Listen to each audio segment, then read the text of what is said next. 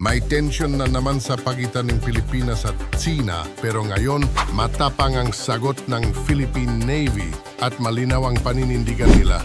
Kamakailan nang sinabi ng Embahada ng Tsina na dapat ay huwag nang isama ang ibang bansa sa sigalot sa South China Sea. Sa halip, dapat daw ay bumalik ang Pilipinas sa tamang daan, ang daan ng pag-uusap at konsultasyon kasama ang Beijing. Pero hindi ito pinalampas ng Pilipinas. Si Roy Vincent Trinidad, tagapagsalita ng Philippine Navy, ang nagsalita sa isang press briefing. Anya, kung sincero talaga ang panawagan ng China, dapat ang mga barko ng China mismo, kasama ang Navy, Coast Guard, at mga tinatawag na maritime militia, ay umalis sa karagatan ng Pilipinas.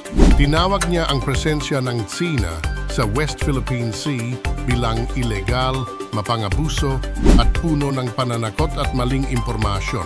Idinagdag pa niya, ang mga ganitong kilos ay hindi dapat nangyayari sa isang sibilisadong mundo. Para maintindihan ang ugat ng problema, kailangan nating balikan ang tinatawag na 10-dash line. Ito ay isang mapa na ginagamit ng China para igit ang halos buong South China Sea kasama na ang mga bahagi ng dagat na malapit sa Pilipinas, Malaysia, Vietnam at iba pa. Ngunit ayon sa international law, lalo na sa UNCLOS, ang mga bansa ay may exclusive economic zone na umaabot hanggang 200 nautical miles mula sa kanilang baybayin.